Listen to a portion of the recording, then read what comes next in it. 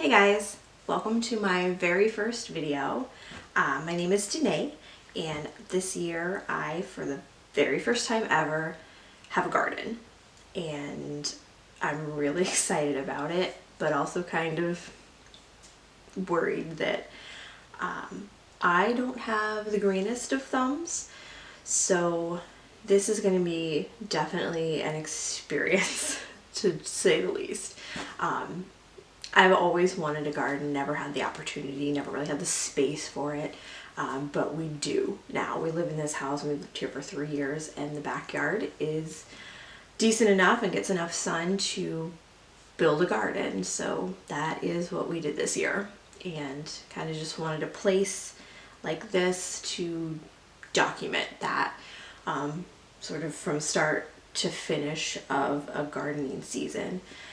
Just to kind of see what it was that I did, what it was that I planted, what worked, what didn't work, what mistakes I made, and just kind of knowing for future gardens and future harvests and whatever, to just learn from whatever I'm doing where I don't know what I'm doing. So you're gonna see probably a lot of mistakes that I make. I've probably already made some. We did plan a few things already, so it's not really, this isn't really the start of the start to finish. This is sort of about, I don't know, month and a half in. We've planted a few things about 2 weeks ago for our cold crops, but it is now middle May. Yeah, it is middle May. It's like the 15th. So we've passed our last frost date. I'm in central Ohio, so I'm in zone 6A. So we passed our last frost date. Usually they say, it's kind of the beginning of May, but they say don't plant anything until after Mother's Day, because it's Ohio and you never know. But this week we finally got into the overnight low temperatures in the 50s. And then starting next week, it looks like they're in the 60s. So we're going to start to plant our warmer crops like tomatoes and peppers soon. So this is kind of, I guess, the start of the summer growing season, and then an overlap of the spring season, which I think I got started a little too late on. So that might be mistake number one. We'll see. But that is kind of what this is. So I want to go show you now the garden, what we built, because I kind of love it.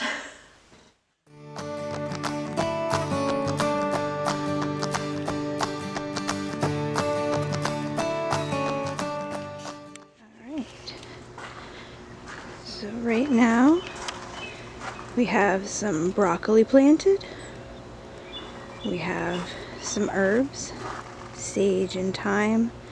Then we've got some mint and parsley and planters. Some very rough and sad looking strawberries, but the internet told me they're resilient, so I'm gonna believe you guys. We've got zinnias in the corners. We've got some 5-gallon buckets of potatoes. We have all of our peppers and tomatoes and warm crops hardening off before they go in, hopefully next week. We've got radishes, peas, spinach coming up, and some very little tiny carrots. Some more zinnias in the corner.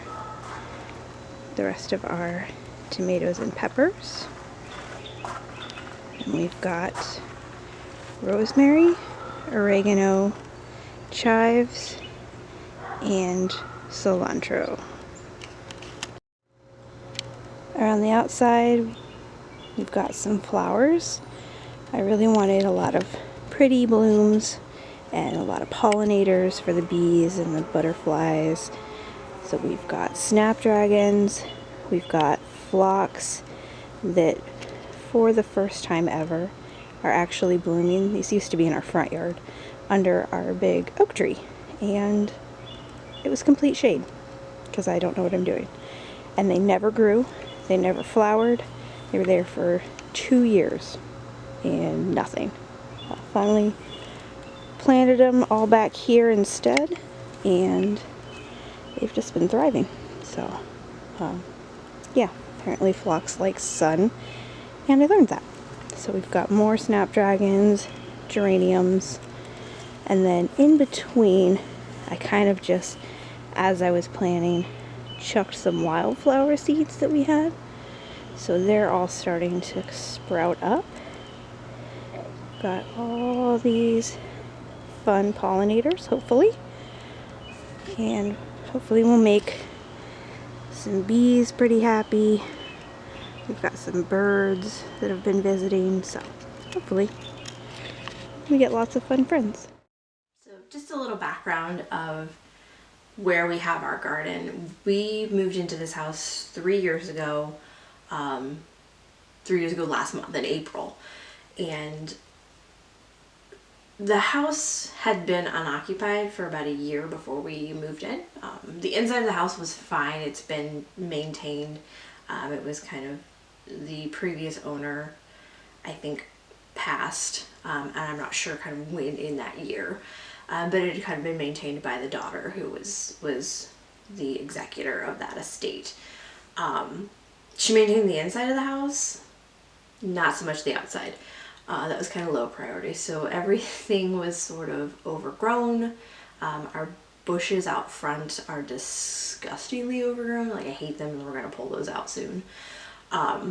The backyard, we have big maple trees in the front, kind of on either side of the driveway in our front yard, and then also in the back. We don't have any trees in the yard itself, but it kind of butts up to a big wooded lot, like directly behind us. It's full of maple trees, and they lose a lot of leaves. They're all big mature trees. It's an older neighborhood, so they dump a lot, and they did not get raked in any way. They just kind of laid there, got wet, kind of killed a lot of the grass. So there was big bald spots in the front yard. And the backyard's thin. It didn't have a lot of like bald spots, but it was really thin, so a lot of the weeds have been able to take over. And yeah, they definitely have. We've lost that war to the dandelions. Yeah, we lost. They're taking over everything. But kind of along the fence where we have our garden now is actually where they had a garden before. I think we assume they had a garden. It was kind of a 1 foot plot, kind of out from the fence, and then went about 20 feet long, kind of bordered by these brick like edging. The inside of the beds were just weeds. Absolutely huge, taller than me weeds that just were bad. So we pulled all of those out a couple years ago, and we let it kind of just go back to lawn, and it's been fine. There's still been a few weeds that we have to kind of address on that area, but that's where they had the garden before, and I can see why, because it's full sun, south facing, so that was really where I wanted to put it as well. So kind of mapped it out. I get a lot of plans. I get a lot of ideas that things I want to do, things I know I want to have in the future, and then I sort of get obsessive about it, and I like measure and research and look for things, and I get ideas, and I kind of obsess over it until it actually happens. So last year, my boyfriend's brother built an enclosed raised bed at their house too. It's a little bit bigger as far as square footage, but not quite as tall as ours because they don't have as many deer that run through their yard. And that really kind of sparked this whole thing. Like, I really, after that, really, really, really wanted a garden.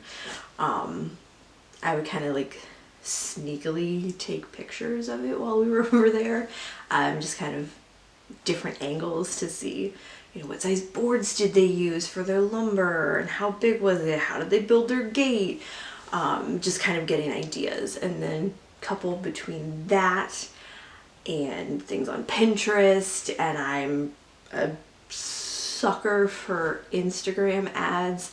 So there were once I started like looking at garden ideas, things that popped up that I was like, ooh, I like that idea too. So everything sort of morphed together to kind of come to this plan that we have, but not something that I had planned at all to do this year.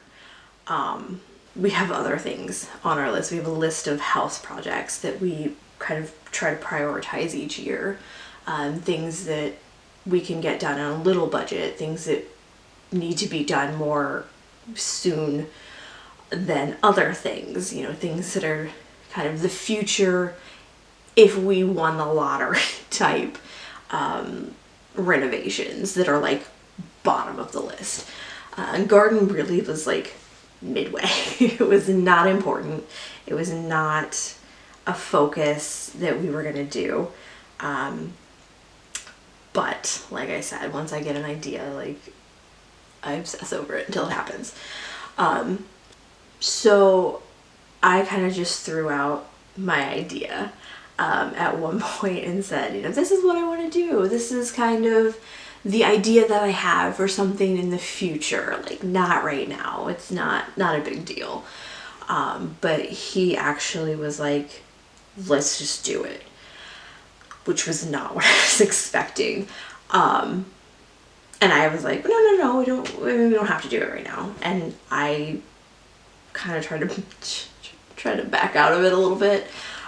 He's like, no, like, let's actually do this. Let's build this for you. You know, you want to do this. Let's just do this. So we started planning, like actually kind of drawing it out, measuring it out, like the actual space that we were going to put it in. How big did we want it to be? And then started to look at where to get the lumber, where to get the soil, how to do it. And then realized that this was a very expensive project. We didn't realize that lumber prices had gone up 300% when we started this. Kind of like mapped out a list of everything that we would need and priced it out, and I saw the first price and I was like, no, we're not doing this. This is too much.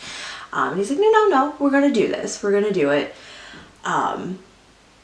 So we did. We went and bought the lumber, built all the things, and that's when we finally saw like all the articles and news reports about how lumber was so expensive now, and we're like, well, that makes sense. This was a dumb idea to actually do this year. So we definitely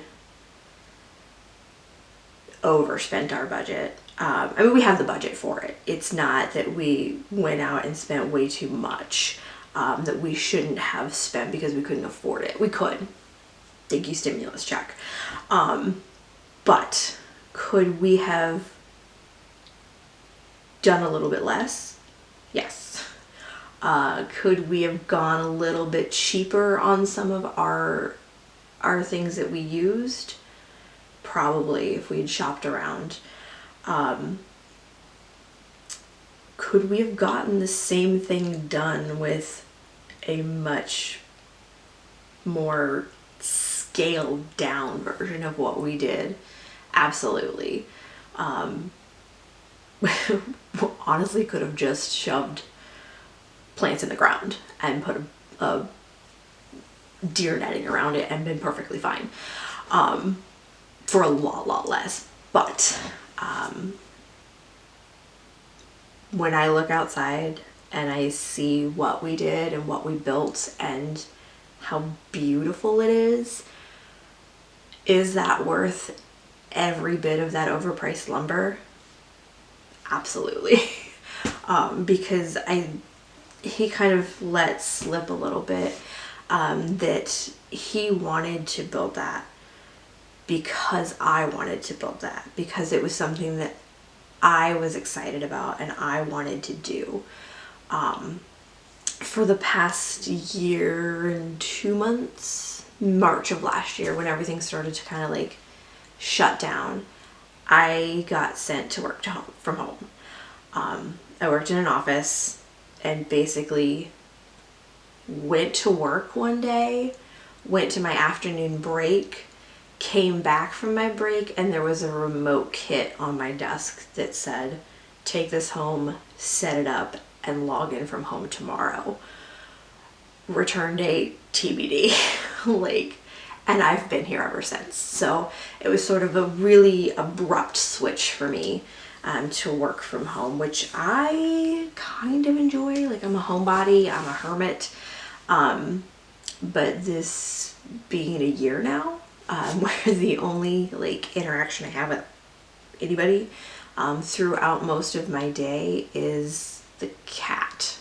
I do work on phones, so I talk to people all day long. Like, I do have social interaction. I'm not completely like cut off from everything. But it's hard. It's really hard. And I'm definitely, like a lot of other people that are in the same situation, like feeling that burnout hardcore. So it's definitely, especially starting over the winter and sort of having that just like seasonal depression kick in, it's just been rough. I've not been 100% for myself. And I think he noticed that. And this was something that kind of is his way of giving me something to be excited about, to kind of be, I look forward to, something to kind of throw myself into, something to get myself outside, because there hasn't been a lot of that, especially over the winter, obviously. But yeah, just having a sense of purpose and having something that I could be excited about, because that really has lacked a lot in my life in the last year. So really glad that we did it. Again, I think that for me is worth every bit of that overpriced lumber, is to finally have something that I feel excited about, something I feel like I spend most of my day outside now. Like, all of my breaks I sit outside. I feel like I go out and I just stare at dirt all day. Like, pick out tiny little grass blades from the weeds that came with my compost. Thanks, compost. Yeah, like, it's over the top. It's a little too much, but it's mine, and I kind of am obsessed with it. So it's good. It's good. It's a good thing. Yeah, obviously new to this whole YouTube video thing because I forgot to record a little exit video. So just wanted to say thanks for watching, and hopefully I'll see you next time.